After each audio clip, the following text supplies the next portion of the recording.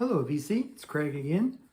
I'm going to attempt to do my very first record review. And the record I'm going to review is the Roger Waters' The Wall, live in Berlin. It comes in a nice gatefold, and inside you got the picture of the concert. I read there were over 350,000 people at this concert that took place where the wall used to be. And just a little bit of history, if you don't mind. So the wall came down in November 1989. This concert that I just showed was actually 8 months after the wall came down. And what was interesting is Roger Waters was interviewed, and they asked him if he would ever do the wall again. And he's like, not indoors. It costs too much money, and yeah, I'm just not interested.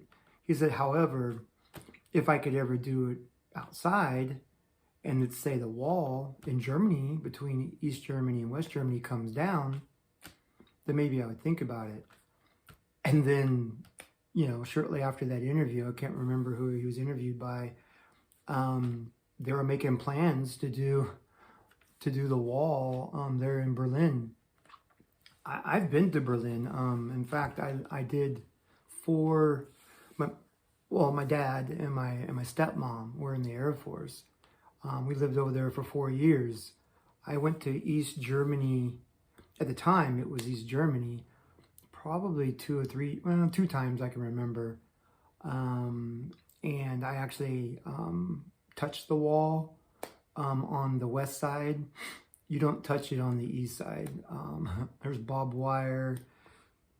It was super white. It was super clean. It gets cleaned. I'm not sure if daily, but it gets cleaned a lot. If you go near the wall on the east side, you're gonna get shot by the East German government. So yeah, I actually touched the on the west side. So anyway, that was really interesting to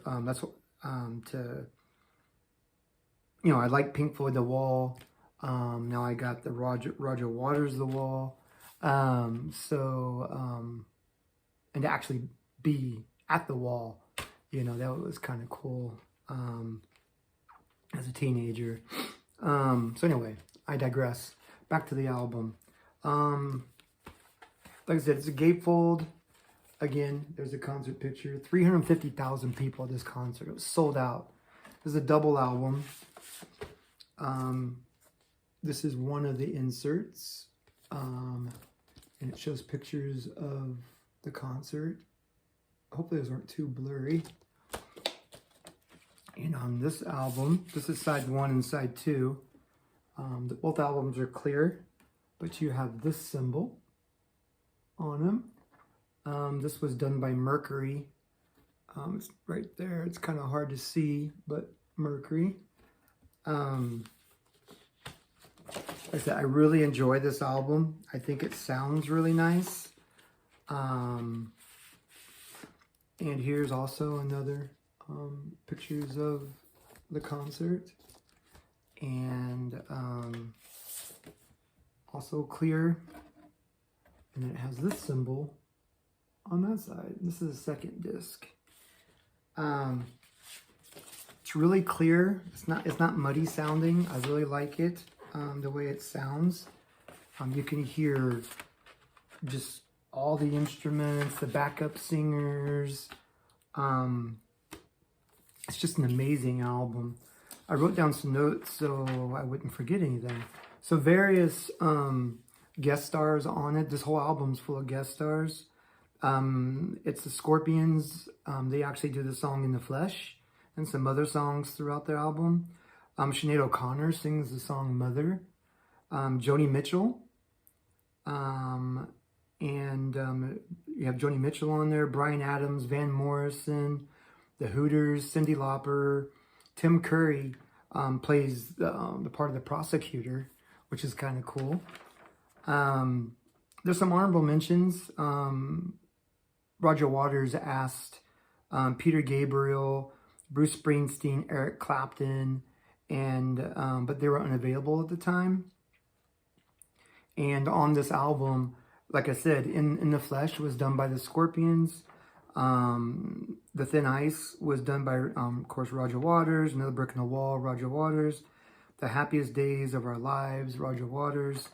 Another Brick in the Wall 2 was sung by Cyndi Lauper.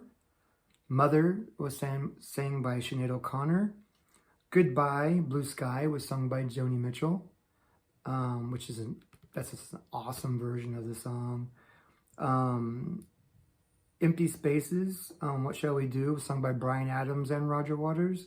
And then Young Lust was sang by Bryan Adams. A lot of people don't know this, but Bryan Adams can rock. He can play the guitar and get that gravelly voice going. So that's an awesome version too. But my favorite song, Comfortably Numb, sang by no other than Van Morrison. That is awesome. Run Like Hell, sung by Roger Waters and the Scorpions. And The Tide is Turning. It's an all-star cast. Everybody that I just mentioned were singing. And Outside the Wall, which finishes the album out, was done by Roger Waters, which is a perfect way to end it. So again, this album is just awesome. I recommend it highly.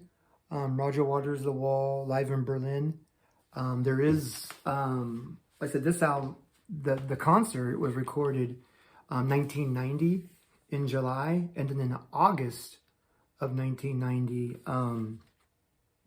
the recording came out, as well as a video. So if you go on YouTube, if I'm not mistaken, you can the full version of the concert is on YouTube as well. And I believe you can go to like Amazon and other places and you could actually buy the video of the concert, which I might do. But like I said, this is just an awesome album. Is it better than the actual The Wall by Pink Floyd? You know, the 1979, I think it was.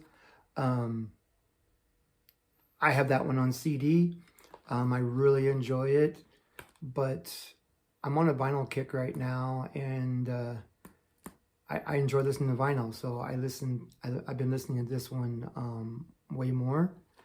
But I do own the original, you know, the Wall. But if you guys, some people aren't into live concerts. I highly recommend you giving this a chance. And like I said, this is my first ever record review. So hopefully I touched on things that people would be interested in. If you guys have any more questions, let me know. I'll be happy to answer them about this album. And I, you know, if there's any, like I said, if there's any questions I didn't answer or that you are curious about, just give me a comment, and then I will comment back and answer the question for you. I appreciate you guys watching my videos, subscribing to my channel, giving me support and advice. I really appreciate it. And I hope you guys have a good day, and God bless.